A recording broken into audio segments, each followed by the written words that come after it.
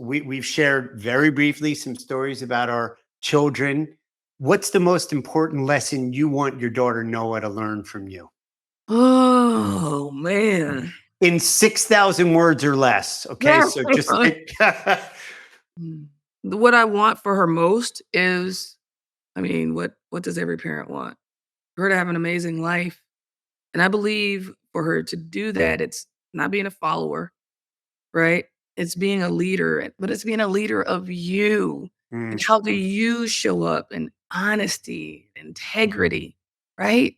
I mean, if you have honesty and integrity, the rest can fall into place. yeah. That's what I want for her. I want her to be her. I don't want her to feel pressured by social media and influencers and all this stuff to be something she's not or to do something she doesn't want to do, right? What's her definition of success? What's her definition of an epic, amazing, juicy life? And Yeah. who cares about the judgment of other people? And I'll be honest, my mom, she cared about what everybody thought. And she was a keep up with the Joneses kind of person, Mm, right?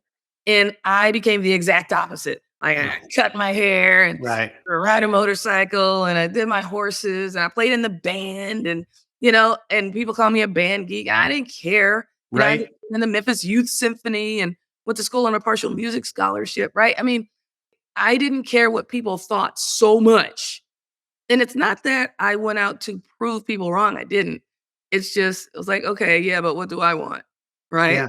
I wanted to be a police officer. Oh, that's dangerous. I was like, yeah, I know, but it's going to be so fun. Oh, I Yeah. want to be a Marine. Oh, but how do they treat women? My dad did not want me to be a Marine. He said, 3 tours of Vietnam, right? This guy. He said, I saw how they treated women. I don't want my baby being treated that way. Mm.